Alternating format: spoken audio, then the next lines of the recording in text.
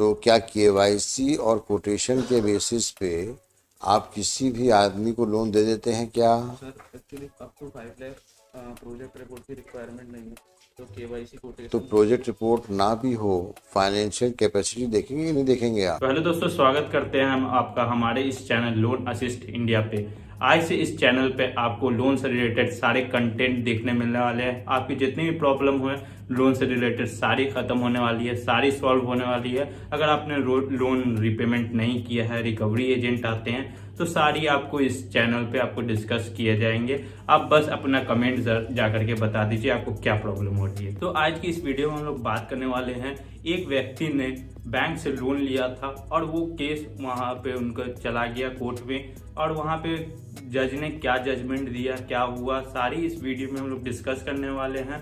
चलेंगे, देखेंगे court session. अगर आपने भी किसी एनबीएफसी से लोन लिया है, पर्सनल लोन लिया है, अनसिक्योर्ड लोन लिया है, तब उन केस में आपको डरने की जरूरत नहीं है, क्योंकि अगर आप लोगों ने 2 लाख से कम कोई लोन लिया है तब तो वो केस कभी नहीं करने वाले हैं। इन केस अगर आपने 2 लाख से ज्यादा लिया है तब वो केस कर सकते हैं। अगर उसके रिलेटेड भी आपको कंटेंट चाहिए तो आप हमारे चैनल को सब्सक्राइब करके रखें। तो चलिए यहाँ पे ये देख लेते हैं कोर्ट का सेशन। अगर आप हमारे चैनल पर नए हैं तो चैनल को सब्सक्राइब करें, वीडियो को जरूर लाइक करें। लोन एप्लीकेशन के साथ क्या क्या डॉक्यूमेंट्स लगे थे? उसका केवाईसी लगा हुआ है सर, कोटेशन लगा हुआ है और बस सर।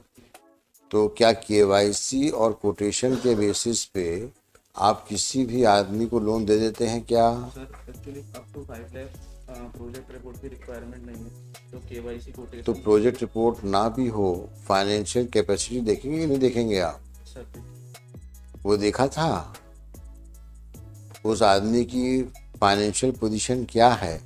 4 लाख का या 5 लाख का लोन अगर आप दे रहे हैं किसी को, भले प्रोजेक्ट रिपोर्ट की आवश्यकता ना हो, लेकिन वो आदमी लोन रीपे कर सकता है और वो इसको मशीन लगाने में इच्छुक है, तो उसका कोई हलफनामा है। 420 जो होते हैं वो कभी भी अपना नाम कहीं नहीं देते, और सही भी है। अगर वो नाम दे दिया तो 420 ही किस बात की? भाई, तारीफ तभी है जब आप 420 ही करें और कोई आदमी आपका नाम सुन ना पाए, वही तारीफ। मैनेजर है, एम्प्लॉय है वहाँ का? मैनेजर है। क्या है मिस्टर शर्मा, आप बताएं अपना केस।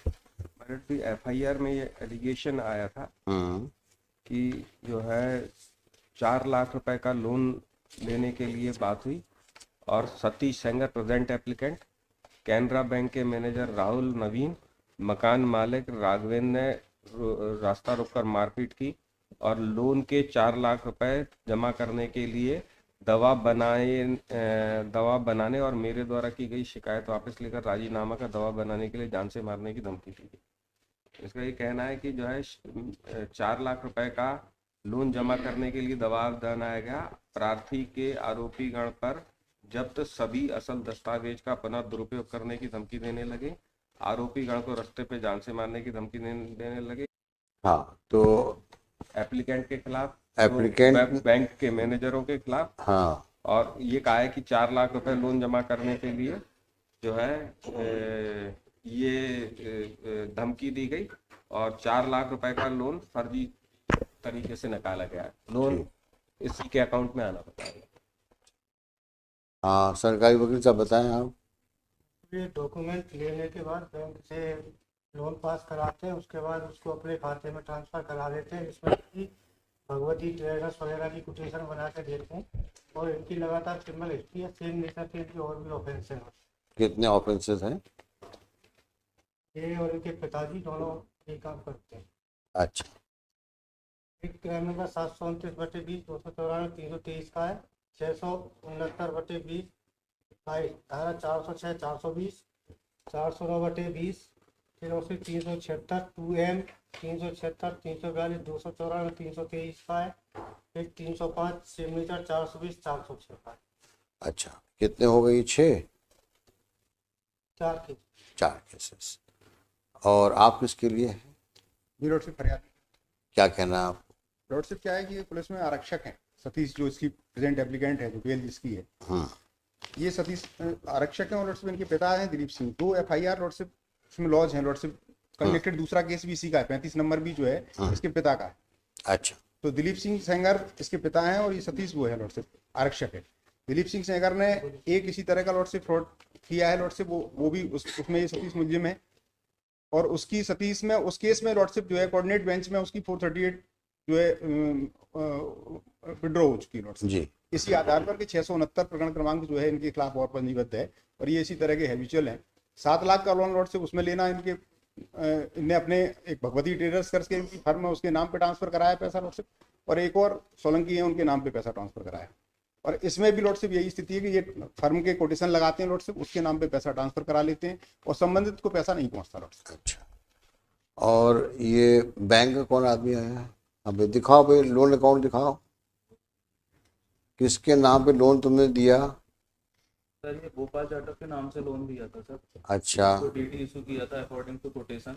कोटेशन किसने दिया आपको? कोटेशन गोपाल जाटव ने सबमिट किया था। अच्छा, आपको लोन डॉक्यूमेंट साइन किसने किए? गोपाल जाटव ने सर साइन किए। गोपाल जाटव ने लोन डॉक्यूमेंट कब साइन किया? सर ये 9 दिसंबर 2020। अच्छा, उसके बाद लोन सैंक्शन किया आपने? हुआ सर, उसको कोटेशन दिया। एक मिनट, सवाल जितना पूछो तो जवाब दो, जल्दी में हो दिक्कत में पड़ जाओगे। तो लोन किस बाबत दिया था? सर ये मशीनरी परचेज थी। है? मशीनरी परचेज बिजनेस की। मशीन कौन सी मशीन? ये फैब्रिकेशन, काहे का फैब्रिकेशन? आयरन का जो फैब्रिकेशन होता है ना, पैंट। हाँ, तो लोन ग्रांट करने के पहले आप गाइडलाइंस क्या हैं? सर गाइडलाइन ये दरखास्त कब आई लोन की? है? दिसंबर में आई है। दिसंबर 2020 में आई। उसके लोन एप्लीकेशन के साथ क्या क्या डॉक्यूमेंट्स लगे थे? उसका केवाईसी लगा हुआ है सर, कोटेशन लगा हुआ है और बस सर। तो क्या केवाईसी और कोटेशन के बेसिस पे आप किसी भी आदमी को लोन दे देते हैं क्या? Sir actually up to 5 lakh project report की रिक्वायरमेंट नहीं है, तो केवाईसी तो कोटेशन। प्रोजेक्ट रिपोर्ट ना भी हो, फाइनेंशियल कैपेसिटी देखेंगे कि नहीं देखेंगे आप? सर वो देखा था उस आदमी की फाइनेंशियल पोजीशन क्या है। 4 लाख का या 5 लाख का लोन अगर आप दे रहे हैं किसी को, भले प्रोजेक्ट रिपोर्ट की आवश्यकता ना हो, लेकिन वो आदमी लोन रीपे कर सकता है और वो इसको मशीन लगाने में इच्छुक है, उसका कोई हलफनामा है? सर वो एग्जिस्टिंग बिजनेस था। किसका बिजनेस था? गोपाल जाटव का। वो एग्जिस्टिंग बिजनेस का प्रमाण क्या है? किसका? गोपाल जाटव का। किस तारीख का है? का रजिस्ट्रेशन ये 2020 का रजिस्ट्रेशन। कब का है ना? 27/8/2020 का जारी किया। तो आपने किसने जारी किया इसको? सर ये नगर निगम से जारी होता है। तो नगर निगम को वेरीफाई किया आपने डॉक्यूमेंट को? सर जी सर, पुराना रिकॉर्ड लगा हुआ है, तो प्रीवियस मैनेजर ने वेरीफाई का सील लगा। हाँ, तो वेरीफाई किससे किया आपने? ओरिजिनल बुलवाया क्या? ये लॉर्डशिप सॉप एक्ट का है, नगर निगम का नहीं है। सॉप एक्ट के अंतर्गत जो दुकान खोलने का एक प्रोविजन है लॉर्डशिप, उसका है। ये नगर निगम गलत बता रहे हैं, सॉप एक्ट का। ये फैब्रिकेशन की मशीन लगा के ये धंधा करेंगे, इसका कोई डॉक्यूमेंट है? वो रजिस्ट्रेशन केवल एमएसएमई का रजिस्ट्रेशन। देखो, सवाल जो पूछे उसका जवाब दो। फैब्रिकेशन मशीन इंस्टॉल करके किस नेचर का फैब्रिकेशन करेंगे, इसका कोई प्रमाण है? तो जो शॉप एस्टैब्लिशमेंट एक्ट की दुकान खोलने की बात है, उसका तो कोई औचित्य नहीं है। सवाल तो इस बात का है कि भाई ये मशीन वहाँ लगाई जाएगी और मशीन खरीदी कहाँ से जाएगी? किसका कोटेशन लगा है? भगवान दास ट्रेडर। भगवान दास ट्रेडर्स मशीन बेचते हैं क्या? उधर थी, मैंने है? वो उसका जीएसटी नंबर और फर्म लाइव थी, वो भी बंद हो गई। नहीं, मैं जानना चाहूँगा कि 20 अक्टूबर की बात, दिसंबर 2021-20 में ये फर्म क्या किस बिजनेस में एंगेज थी? Fabrication related machinery supply. तो उसका प्रमाण कोई है? तो जीएसटी ऑनलाइन करने भर से तो काम नहीं चलेगा ना।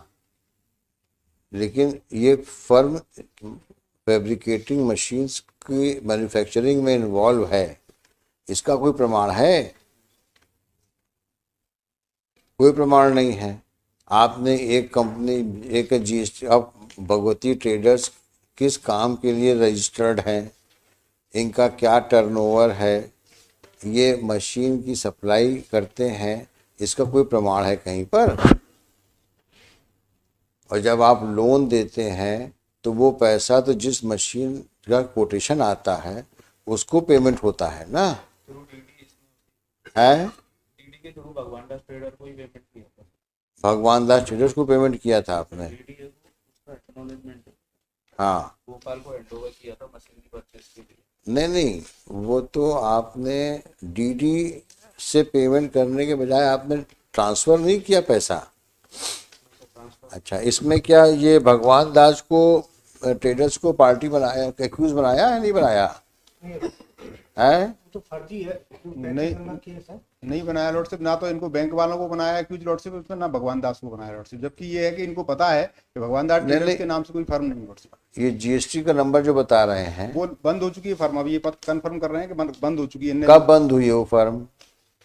उसने भरा ही नहीं, शुरुआती दौर में लिया लॉर्ड से कोई नंबर और फर्जी करके ये इसका एफिडेविट भी लगाया। कब बंद किया? सतीश सेंगर का लॉर्ड से उसमें एफिडेविट भी लगाया केस डायरी में कि मैंने ये लोन इसको निकलवाया था और ये इस तरीके से पैसा दे दूंगा इसको। ये एफिडेविट लगाया सतीश। 3 महीने के अंदर पैसा जमा करने का। सतीश सेंगर कौन हुए? ये जो प्रेजेंट एप्लीकेंट है हाँ, उसका एफिडेविट लगाया केस डायरी में। किसमें? ये अपना केस डायरी में उसने जब इस पर दबाव बना था तो एसपी वगैरह की शिकायत हुई थी, तो उसने एफिडेविट दिया है कि यह कि मुझ शपथकर्ता ने एक मुद्रा लोन गोपाल जाटव पुत्र श्री गणेश राम जाटव निवासी श्रीनगर कॉलोनी मुराद ग्वालियर के दस्तावेजों से मेरे द्वारा 4 लाख रुपए का लोन लिया था, जिसका लोन अकाउंट नंबर सो है, जिसका संपूर्ण भुगतान मुझ शपथकर्ता के द्वारा आज दिनांक से 30 माह के अंदर में ब्याज सहित जमा किया जाएगा। यदि मुझ शपथकर्ता के द्वारा मुद्रा लोन की राशि 4 लाख रुपए में ब्याज के भविष्य में जमा नहीं की जाती तो गोपाल जाटव को अधिकार होगा कि वह मुझ शपथकर्ता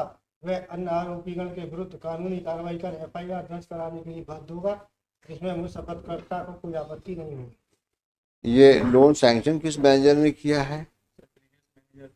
कहाँ है वो? गुजरात में सर, पाटन।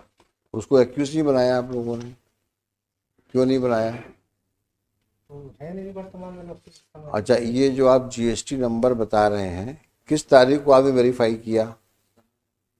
15 जनवरी का कैंसिल है। 15 जनवरी 2021 का कैंसिल। कैंसिल भी हो गया, वो खुद कैंसिल कराया है। तो मतलब आपने ना तो उस कंपनी की जांच करी, बस जीएसटी नंबर लिखा आपने और देख लिया। इसी में पूछ रहा हूँ आपसे, 4 लाख रुपए पेमेंट करने के लिए आपने भगवती के नाम पे तो दे दिया ड्राफ्ट, लेकिन भगवती इस नाम से मशीनें बनाते हैं, इसका तो प्रमाण कहीं नहीं है ना आपके पास में है। तो इसको एक्यूज बनाओ भाई, पहले इसको हम पेंडिंग रखेंगे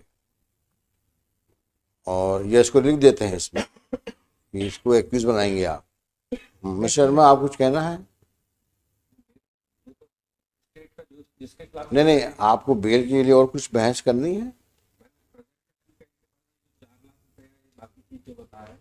प्रेजेंट एप्लीकेंट के पास से भी आया, तो मतलब उन्होंने लोन सैंक्शन किया गोपाल के लिए इन्होंने ड्राफ्ट हैंडओवर किया। इनके मुताबिक गोपाल के जो ड्राफ्ट हैंडओवर किया गया वो किसी भगवती फर्म के नाम से हैंडओवर किया गया।